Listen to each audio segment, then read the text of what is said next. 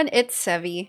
The 3.4 Lantern Rite event is once again letting us choose a free unit among the Liyue 4 stars. And since some of you might be wondering who to pick, I'm going to make this short video and give a quick summary of each character's value and what I think of them. I think this video is mostly going to be for relatively new players who are still missing a lot of these characters, because for us longtime players, we will have most, if not all of these characters already, with the exception of the new Dendro character Yaoyao. To preface this, personal preference is very important, so if there's a character that you already have in mind because you really like them or you want to prioritize them, then you should go with that. But aside from that, you can consider if a character will complement the teams you're trying to build or the ones that you're already really using, since you don't want to waste your free 4-star on a character you're not going to play that much in the long run. So there's also an option to get a constellation for a character you already have. So I will be mentioning the early constellations that are notable enough to want to get if you are thinking of getting a duplicate of that character.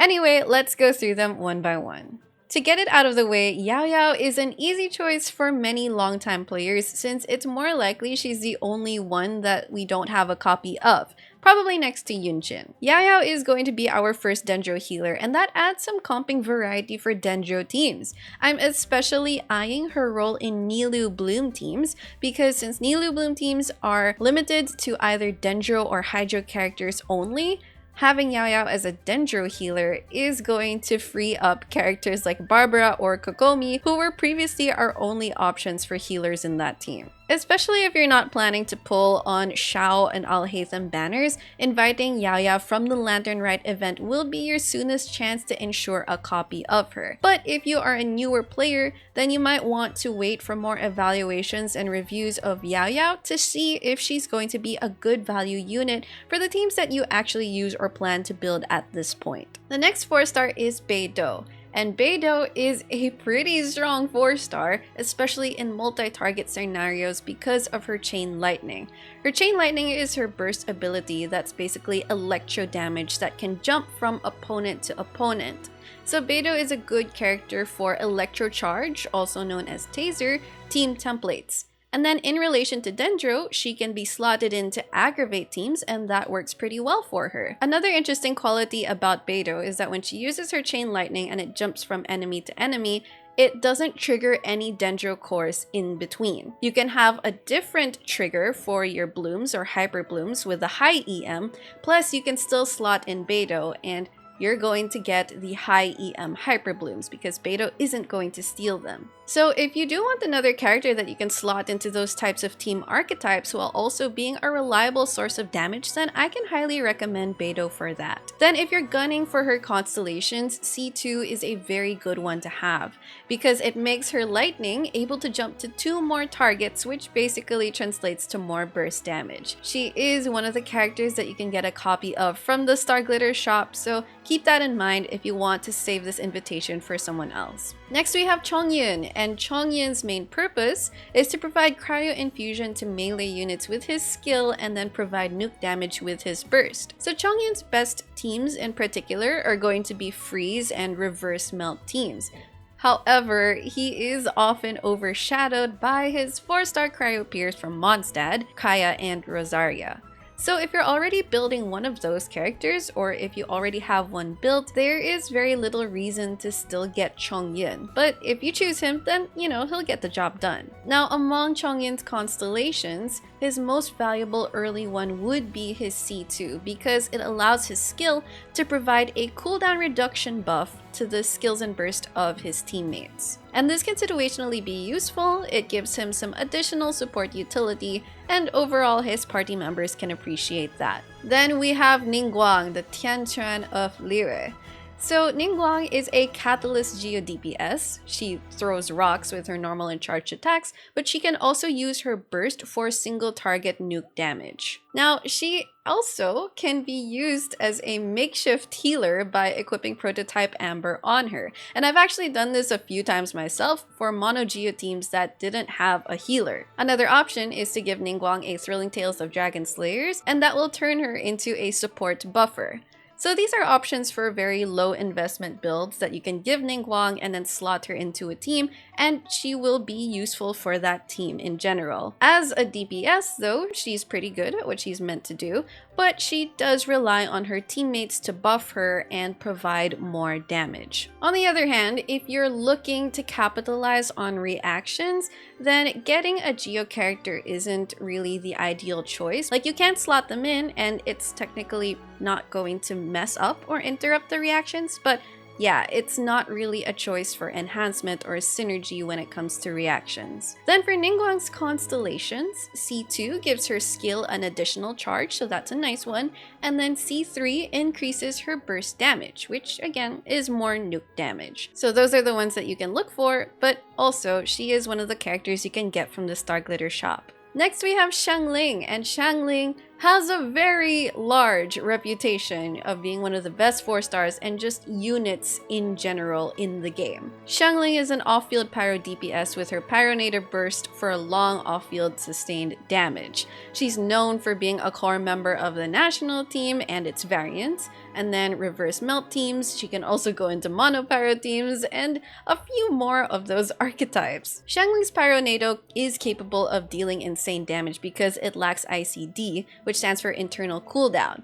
What this basically means is that every hit can potentially trigger a reaction, or you can use it to set up reactions like reverse melt or overload. One thing to note though is you can already get Xiangling for free by progressing through the Abyss. So if you do get a copy of her from the Lantern Rite event, then it's going to be a constellation. Not to mention, she's also purchasable from the Star Glitter shop. So if you're looking at her constellations, then her most important one is going to be C4 because it prolongs her burst by 4 seconds, which, you know, is more damage, more pyro application. Now we have Xinyan, and Xinyan is probably going to be one of the least claimed units, if not the least claimed unit among the options. So Xinyan is mostly used as an on-field physical attacker or a burst DPS, and her burst deals both physical and pyro damage. However, since the coming of Dendro, there's been a new niche playstyle that can turn her into a Burgeon trigger as an alternative to Toma. Xinyan is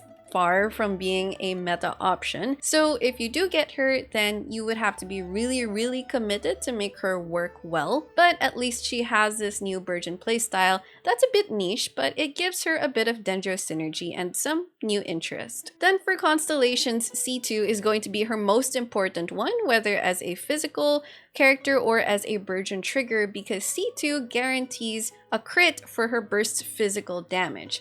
And it also makes her automatically get a level 3 shield upon casting her burst, and level 3 is what you need for her shield to emit pyro over time. Moving on to Xingqiu. Xingqiu is easily my top recommendation among all these options. He's an off-field DPS that unleashes Hydro Rain Swords when the active character does normal attacks. So by virtue of being a Hydro unit and one flexible as an off-fielder as well, he can set up or trigger Hydro-related reactions, which makes him extremely valuable in reaction comps such as Vaporize, Freeze, Taser, Bloom, Burgeon, Hyper Bloom. Essentially, he can be flexible for those types of teams, and for some archetypes he's even vital for them, and he's a great unit for single target damage in general. On top of that, he can provide survival support because his orbital rain swords can give resistance to interruption, damage reduction, plus a bit of healing. Now among his constellations, C2 is a very important one because it extends his burst duration and then it lowers enemies' hydro resistance.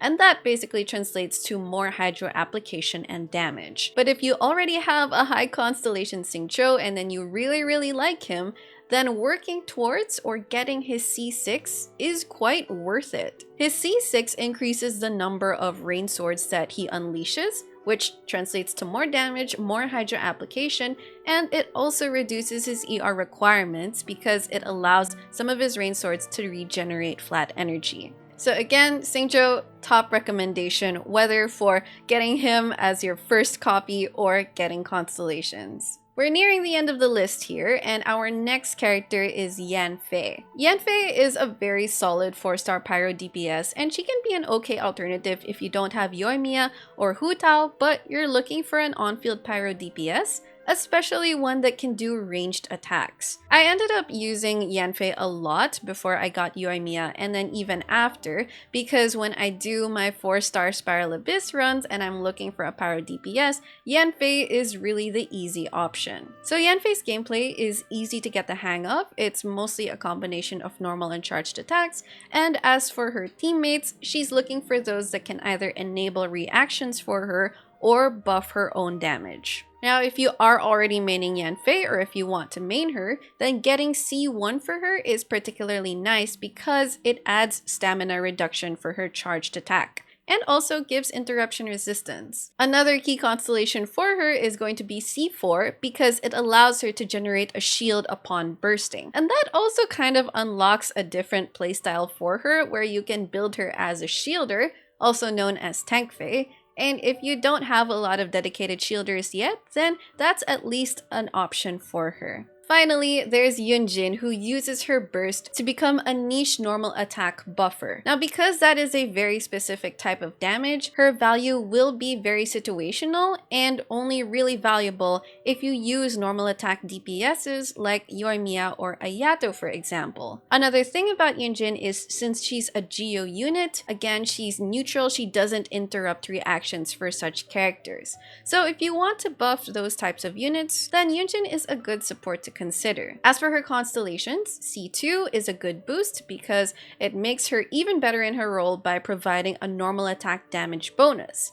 And then if you're a Yoimiya main and you really like pairing Yunjin with Yoimiya, then completing Yunjin C6 I think is a worthwhile endeavor because it magnifies Yunjin's ability even more as a normal attack buffer. Whew, that was a long list, but we got through it, and those are my quick thoughts on each character. So if you're interested in learning more about some of these characters in particular, I'm going to link the guides I have of them down in the description. And then if you have someone that you're already considering getting, or someone that you're like hard set on getting, let me know about that in the comments. I'm curious who you're going to choose. If you enjoyed this video, don't forget to leave a like, consider subscribing to my channel if you haven't already, and I will see you soon. Take care.